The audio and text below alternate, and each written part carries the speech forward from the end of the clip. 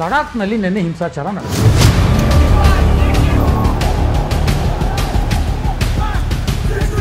ಪ್ರತಿಭಟನೆ ಹಿಂಸೆಯ ರೂಪವನ್ನು ತಾಳ್ತಿದೆ.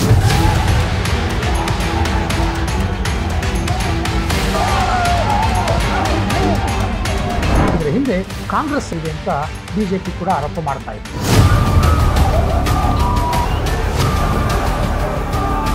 ಯಾತಕ್ಕಾಗಿ ಪ್ರತಿಭಟನೆ ನಡೀತು?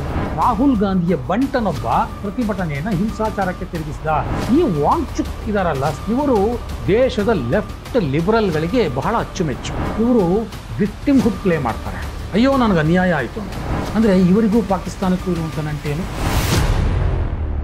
ಸ್ನೇಹಿತರೆ ನಮಸ್ಕಾರ, ಹೊಸದಿಗಂತ ಡಿಜಿಟಲ್ ಚಾನೆಲ್ಗೆ ಸ್ವಾಗತ. ಕಳೆದ ಕೆಲವು ದಿನಗಳ ಹಿಂದೆ ನೇಪಾಳದಲ್ಲಿ ಆದಂಥ ಜೆನ್ ಝಿ ಕ್ರಾಂತಿಯನ್ನು ನಾವೆಲ್ಲ ನೋಡಿದ್ದೇವೆ, ನೀವೆಲ್ಲ ನೋಡಿದ್ದೀರಿ. ಅಂಥದ್ದೊಂದು ಕ್ರಾಂತಿ ಭಾರತದಲ್ಲಿ ಆಗಬಾರ್ದಾ ಅಂತ ಕೈ ಹಿಸುಕೊಳ್ತಾ ಇದ್ದವರು ಬಹಳ ಸಂಖ್ಯೆ ಇದೆ ಭಾರತದಲ್ಲಿ. ಅಂಥದ್ದೊಂದು ಕ್ರಾಂತಿ ಇಲ್ಲಿ ಆಗಬೇಕು ಅನ್ನುವಂಥ ಅಭಿಲಾಷೆ ಇಟ್ಕೊಂಡಿರೋರ ಸಂಖ್ಯೆ ದೊಡ್ಡದಾಗಿದೆ. ಅಂಥದ್ದೊಂದು ಕ್ರಾಂತಿಯನ್ನು ಏನಾದರೂ ಮಾಡಿ ಇಲ್ಲಿ ಹುಟ್ಟು ಹಾಕಬೇಕು ಅಂತ ಪ್ರಯತ್ನಗಳು ಕೂಡ ನಡೀತಾ ಇವೆ. ಆ ಪ್ರಯತ್ನಗಳು ನಡೆದಿರುವಾಗಲೇ ಲಡಾಖ್ನಲ್ಲಿ ನಿನ್ನೆ ಹಿಂಸಾಚಾರ ನಡೆದಿದೆ. ಆ ಹಿಂಸಾಚಾರದಲ್ಲಿ 4 ಜನ ಸತ್ತು ಹೋಗಿದ್ದಾರೆ. ಪ್ರತಿಭಟನೆ ಹಿಂಸೆಯ ರೂಪವನ್ನು ತಾಳಿದೆ.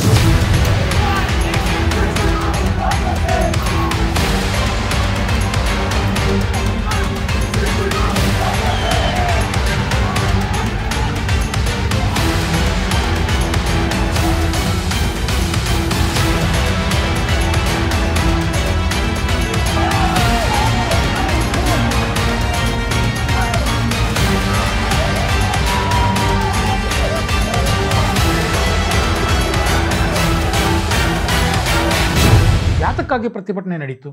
ಲಡಾಖ್ಗೆ ಪ್ರತ್ಯೇಕ ಸ್ಥಾನಮಾನ, ಪ್ರತ್ಯೇಕ ರಾಜ್ಯ ಸ್ಥಾನಮಾನ ಕೊಡಬೇಕು ಅನ್ನುವಂಥ ಪ್ರತಿಭಟನೆ ಹಿಂಸಾಚಾರಕ್ಕೆ ತಿರುಗಿತು. ಇದು ಜೆನ್ ಝಿ ಹೋರಾಟ ಅಂತ ಹೇಳಿಕೆಯನ್ನು ಕೊಡಲಾಯಿತು. ಆದರೆ ಇದು ವಾಸ್ತವವಾಗಿ ಜೆನ್ ಝಿ ಹೋರಾಟ ಅಲ್ಲ, ಇದರ ಹಿಂದೆ ಕಾಂಗ್ರೆಸ್ ಇದೆ ಅಂತ ಬಿಜೆಪಿ ಕೂಡ ಆರೋಪ ಮಾಡ್ತಾ ಇದೆ. ಈಗ ಕಾಂಗ್ರೆಸ್ಸಿಂದ ಹುನ್ನಾರದ ಫಲವೇ ಈ ಪ್ರತಿಭಟನೆ ಹಿಂಸಾಚಾರಕ್ಕೆ ತಿರುಗೋದಕ್ಕೆ ಕಾರಣ ಅಂತ ಬಿಜೆಪಿಯ ಸಂಬಿತ್ ಪಾತ್ರ ನೆನ್ನೆ ಪತ್ರಿಕಾಗೋಷ್ಠಿ ಕೂಡ ಮಾಡಿದ್ರು.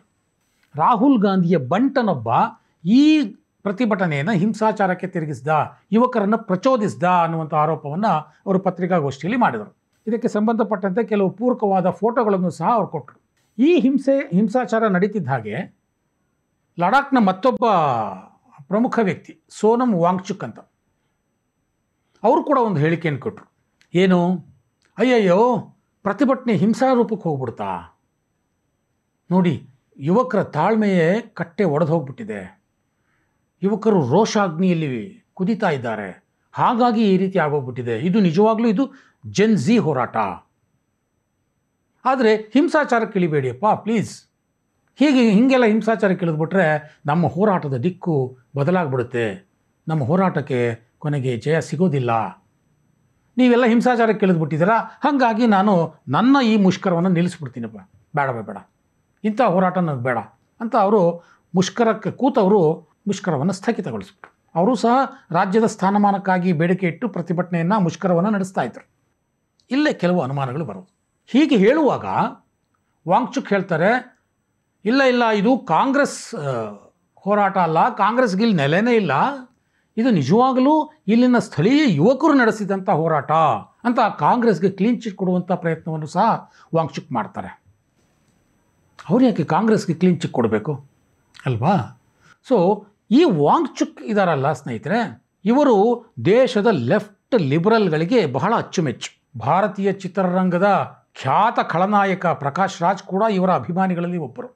ಇವರು ಪರಿಸರವಾದಿ ಅಂತ ಹೇಳ್ಕೊಳ್ತಾರೆ. ಯಾರು? ವಾಂಗ್ಚುಕ್. ಲಡಾಖ್ನಲ್ಲಿ ಪರಿಸರವನ್ನು ಉಳಿಸಬೇಕು ಅಂತ ಹೋರಾಟವನ್ನು ಮಾಡಿದಂತಹ ಈ ವಾಂಗ್ಚುಕ್ ಕಳೆದ ಫೆಬ್ರವರಿಯಲ್ಲಿ ಪಾಕಿಸ್ತಾನಕ್ಕೂ ಹೋಗಿ ಬಂದರು. ಅಲ್ಲೂ ಸಹ ಕ್ಲೈಮೇಟ್ ವಿಚಾರದಲ್ಲಿ ನಡೆದಂಥ ಒಂದು ವಿಚಾರ ಸಂಕಿರಣದಲ್ಲಿ ಮಾತಾಡ್ಕೊಂಡು ಬಂದರು. ಸೊ ಇವರು ಈ ಹಿಂದೆ ಏನು ಹೇಳಿದರು ಗೊತ್ತಾ? ಕೆಲವೇ ದಿನಗಳ ಹಿಂದೆ ನೇಪಾಳ, ಬಾಂಗ್ಲಾದೇಶ, ಶ್ರೀಲಂಕಾದಲ್ಲಿ ಆದಂತಹ ಕ್ರಾಂತಿ ಭಾರತದಲ್ಲೂ ಆಗಬೇಕಾಗಿದೆ, ಲಡಾಖ್ನಲ್ಲೂ ಆಗಬೇಕಾಗಿದೆ ಅನ್ನುವಂಥ ಮಾತನ್ನು ಇದೇ ಶಾಂತಿದೂತ ಸೋನಮ್ ವಾಂಗ್ಚುಕ್ ಹೇಳಿದರು. yang tene laksa mangpe mols thak chat pe gyurja yong chizino नेपाललाई उस्त्योटो बांग्लादेशलाई उस्त्योटो श्रीलंका उस्त्योटो मिवन सेग्युर्जा खेवान होಗ್ತೇನೆ ಚಿಕ್ ಚಿಕ್ ಶೀನಾ ತೆನೆ खेवान ಹೋಗ್ ಸಮರವ್ಯಾಲೆ. ನೋಡಿದ್ರಲ್ಲ, ಈ ವಾಂಗ್ಚುಕ್ರ ಇತಿಹಾಸವೇ ಆಗಿದೆ. ಆ ಕಡೆ ಚೀನಾ, ಈ ಕಡೆ ಪಾಕಿಸ್ತಾನ, ಎಲ್ಲರ ಬಗ್ಗೆ ಎರಡೂ ದೇಶಗಳ ಬಗ್ಗೆ ಒಲವು ಇಟ್ಕೊಂಡಿರುವಂಥ ವಾಂಗ್ಚುಕ್ ಅವರ ಇನ್ನೊಂದು ವಿಡಿಯೋ ಮತ್ತೆ ಈಗ ವೈರಲ್ ಆಗ್ತಾ ಇದೆ. ಏನು, ಕಾಶ್ಮೀರಕ್ಕೆ ಪಾಕಿಸ್ತಾನದಿಂದ ಜನ ಬಂದಿದ್ದಾರೆ, ಆಗ ಯಾವಾಗಲೂ ಬಂದರು, ಈಗ ಜನಮತ ಗಣನೆ ಆದರೆ ಆಗಲಿ ಬಿಡಿ ಅನ್ನುವಂಥ ಮಾತನ್ನು ವಾಂಗ್ಚುಕ್ ಆಡಿರುವಂಥ ಒಂದು ವಿಡಿಯೋ ವೈರಲ್ ಆಗಿದೆ. ಅದನ್ನು ನೋಡಿ. कोई भी इलाका खुश होना चाहिए, वो जहाँ चाहे जाने चाहिए. तो इसीलिए आपने सुना होगा रेफरेंडम्स होते हैं, प्लेबिसाइट्स होते हैं. तो अगर ऐसा सबका विचार है तो फिर कश्मीर में क्यों नहीं. ನೋಡಿದ್ರಲ್ಲ, ವಾಂಗ್ಚುಕ್ ಯಾವ ರೀತಿ ಮಾತಾಡ್ಕೊಂಡು ಬಂದಿದ್ದಾರೆ, ಯಾವ ರೀತಿ ತಮ್ಮ ನಿಲುವುಗಳನ್ನು ಪ್ರದರ್ಶನ ಮಾಡ್ಕೊಂಡು ಬಂದಿದ್ದಾರೆ ಅಂತ. ವಾಸ್ತವವಾಗಿ ಇವರು ಯಾಕೆ ಹೀಗೆಲ್ಲ ಮಾತಾಡ್ತಾರೆ? ಇದಕ್ಕೂ ಒಂದು ಕಾರಣ ಇದೆ. 2018ರಲ್ಲಿ ಇವರು ನಾನು ಇಲ್ಲಿ ಇನ್ಸ್ಟಿಟ್ಯೂಷನ್ ಪ್ರಾರಂಭ ಮಾಡ್ತೀನಿ ಅಂತ ಹೇಳಿದರು. ಅದಕ್ಕೆ ಆಗಿನ ಸರ್ಕಾರ, ಲಡಾಖ್ ಆಡಳಿತ ಇವರಿಗೆ ಭೂಮಿಯನ್ನು ಕೊಟ್ಟಿತ್ತು. 135 ಎಕರೆ ಭೂಮಿ, 40 ವರ್ಷಗಳ ಲೀಸ್ಗೆ. ಆಗ ಇವರು ಏನು ಹೇಳಿದರು ಅಂತಂದರೆ, Himalayan institute of alternative learning ಅನ್ನುವಂಥ ನಾನು ಎಜುಕೇಷನ್ ಇನ್ಸ್ಟಿಟ್ಯೂಷನನ್ನು ಈ ಜಾಗದಲ್ಲಿ ಪ್ರಾರಂಭ ಮಾಡ್ತೀನಿ ಅಂತ ಸರ್ಕಾರದಿಂದ ಭೂಮಿಯನ್ನು ಪಡೆದಿದ್ರು. ಆದರೆ ಈಗ ಕಳೆದ ಆಗಸ್ಟ್ನಲ್ಲಿ ಕೇಂದ್ರ ಸರ್ಕಾರ ಇವರಿಗೆ ಕೊಟ್ಟಿದ್ದ ಭೂಮಿಯನ್ನು ಕ್ಯಾನ್ಸಲ್ ಮಾಡ್ತು. ಕಾರಣ ಏನು ಅಂತಂದರೆ, ಇಷ್ಟು ವರ್ಷಗಳಾದರೂ ಆ ಭೂಮಿಯಲ್ಲಿ ಇವರು ಏನೂ ಮಾಡಿಲ್ಲ, ಯಾವ ಒಂದು ಕಾನೂನಾತ್ಮಕ ಪ್ರಕ್ರಿಯೆಯನ್ನೂ ಮಾಡಿಲ್ಲ, ಹೋಗಿ ದಾಖಲೆಗಳನ್ನು ಸ್ಥಳೀಯ ತಹಸೀಲ್ದಾರರು ಕೊಟ್ಟಿಲ್ಲ, ಇನ್ಸ್ಟಿಟ್ಯೂಷನ್ ಮಾಡಲಿಕ್ಕೆ ಏನೇನು ಬೇಕೋ ಯಾವ ಪ್ರಕ್ರಿಯೆಗಳು ಇನ್ನೂ ಶುರುವಾಗಿಲ್ಲ. ಆ ಕಾರಣಕ್ಕಾಗಿ ಕೇಂದ್ರ ಸರ್ಕಾರ ವಾಪಸ್ ತಗೊಳ್ತು. ಆ ತಕ್ಷಣ ಇವರು ವಿಕ್ಟಿಮ್ಹುಡ್ ಪ್ಲೇ ಮಾಡ್ತಾರೆ, ಅಯ್ಯೋ ನನಗೆ ಅನ್ಯಾಯ ಆಯಿತು ಅಂತ. ಆಗ ಇವರ ಸಹಾಯಕ್ಕೆ ಬರೋರು ಯಾರು ಗೊತ್ತಾ ಸ್ನೇಹಿತರೆ? ಸೋಷಿಯಲ್ ಮೀಡಿಯಾದಲ್ಲಿರುವಂಥ ಪಾಕ್ ಹ್ಯಾಂಡ್ಲರ್ಸ್. ಪಾಕಿಸ್ತಾನದಲ್ಲಿ ಕೂತು ಭಾರತೀಯರ ಹೆಸರಿನಲ್ಲಿ ಒಂದಷ್ಟು ಪೋಸ್ಟ್ಗಳನ್ನು ಹಾಕ್ತಾರೆ. ಅಯ್ಯೋ ವಾಂಗ್ಚುಕ್ಗೆ ಅನ್ಯಾಯ ಆಗೋಯ್ತು, ಅವರ ಮೇಲೆ ದೌರ್ಜನ್ಯ ನಡೀತಾ ಇದೆ, ಅವರು ಪ್ರತ್ಯೇಕ ರಾಜ್ಯ ಕೇಳಿದ್ದಕ್ಕೆ ಅವ್ರಿಗೆ ಕೊಟ್ಟ ಭೂಮಿಯನ್ನು ಕಿತ್ಕೊಂಡ್ಬಿಟ್ರು. ಈ ರೀತಿ ಪಾಕಿಸ್ತಾನದಿಂದ ಪೋಸ್ಟ್ ಆದಂಥ ಹ್ಯಾಂಡಲ್ಗಳು ಇಲ್ಲಿ ವೈರಲ್ ಆಗ್ತವೆ. ಅಂದರೆ ಇವರಿಗೂ ಪಾಕಿಸ್ತಾನಕ್ಕೂ ಇರುವಂಥ ನಂಟೇನು?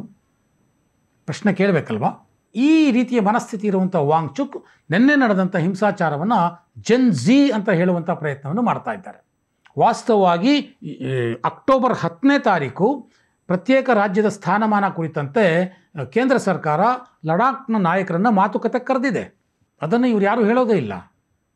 ಅಕ್ಟೋಬರ್ 10ನೇ ತಾರೀಕು ಮಾತುಕತೆಗೆ ಹೋಗಬೇಕು ಒಂದಷ್ಟು ಜನ. ಅಷ್ಟರೊಳಗೆ ಏನಾದರೂ ಒಂದು ರಾದ್ಧಾಂತ ಮಾಡಬೇಕು ಅಂಥೇಳಿ ಕಾಂಗ್ರೆಸ್ಸಿನ ಯಾರೋ ಕೌನ್ಸಿಲರು ರೂಪಿಸಿದಂಥ ಈ ಒಂದು ಪಿತೂರಿ ಏನಿದೆ, ಇದು ಇಷ್ಟು ಹಿಂಸಾಚಾರಕ್ಕೆ ಕಾರಣ ಆಯಿತು. ಅವ್ರು ಯಾರೋ ಪಾಪ ವಯೋವೃದ್ಧರನ್ನು ಕರ್ಕೊಂಬಂದು ಮುಷ್ಕರ ಕೂರಿಸಿದ್ರು, ಅವರು ಅಸ್ವಸ್ಥಗೊಂಡರು, 4 ಜನ ಯುವಕರು ಬಲಿಯಾದರು. ಈ ರೀತಿ ಪ್ರಚೋದನೆ ಮಾಡಿ ಯುವಕರನ್ನು ಬೀದಿಗಿಳಿಸಿ ಅವರ ಪ್ರಾಣಕ್ಕೆ ಸಂಚಕಾರ ತರುವಂಥ ಇಂಥ ಒಂದು ಪ್ರಕ್ರಿಯೆಯನ್ನು ಜೆನ್ ಝಿ ಅಂತ ಕರೆಯಲಾಗ್ತಾ ಇದೆ. ಭಾರತ ಎಚ್ಚೆತ್ತುಕೊಳ್ಬೇಕಾಗಿದೆ. ಲಡಾಖ್ನಲ್ಲಾಗಿದ್ದು ಬೇರೆ ಯಾವ ಕಡೆಯೂ ಆಗಬಾರದು. ಸೋಷಿಯಲ್ ಮೀಡಿಯಾದಲ್ಲಿ ಆದಂತಹ ಈ ಪ್ರಚೋದನೆಯ ಬಗ್ಗೆ ಭಾರತೀಯ ಯುವಕರು ಎಚ್ಚೆತ್ತುಕೊಳ್ಬೇಕು. ನಿಜವಾಗಲೂ ಅನ್ಯಾಯ ಆಗಿದ್ದರೆ ಕಾನೂನಾತ್ಮಕವಾಗಿ ಹೋರಾಟ ಮಾಡಲಿ, ಪ್ರತಿಭಟನೆ ಮಾಡಲಿ. ಇದು ಪ್ರಜಾಪ್ರಭುತ್ವ ರಾಷ್ಟ್ರ, ಎಲ್ಲದಕ್ಕೂ ಅವಕಾಶ ಇದೆ. ಅದು ಬಿಟ್ಬಿಟ್ಟು ಯಾರೋ ಎಲ್ಲೋ ಕೂತ್ಕೊಂಡು ಏನೋ ಸೋಷಿಯಲ್ ಮೀಡಿಯಾದಲ್ಲಿ ಪೋಸ್ಟ್ ಹಾಕ್ತಾರೆ, ಯಾರೋ ಏನೋ ಪ್ರಚೋದನೆ ಕೊಡ್ತಾರೆ ಅಂಥೇಳಿ ಈ ರೀತಿಯ ಹಿಂಸಾತ್ಮಕವಾದಂತಹ ಹೋರಾಟಕ್ಕೆ ನಾವು ಇಳಿತೀವಿ, ಇದಕ್ಕೊಂದು ನೈತಿಕತೆಯ ರೂಪ ಕೊಡ್ತೀವಿ ಜೆನ್ ಝಿ ಹೆಸರಿನಲ್ಲಿ ಅಂತ ಹೊರಟ್ರೆ ಅದು ದೇಶಕ್ಕೆ ಮಾರಕ ಆಗುತ್ತೆ. ನಮ್ಮ ದೇಶದ ಯುವಕರಿಗೆ ಅದು ಕೊನೆಗೆ ಅವರ ಭವಿಷ್ಯಕ್ಕೆ ಮಾರಕ ಆಗುತ್ತೆ. ಇದನ್ನು ದೇಶದ ಜನ, ದೇಶದ ಯುವಕರು ತಿಳ್ಕೊಳ್ಬೇಕಾಗಿದೆ, ಎಚ್ಚೆತ್ತುಕೊಳ್ಬೇಕಾಗಿದೆ.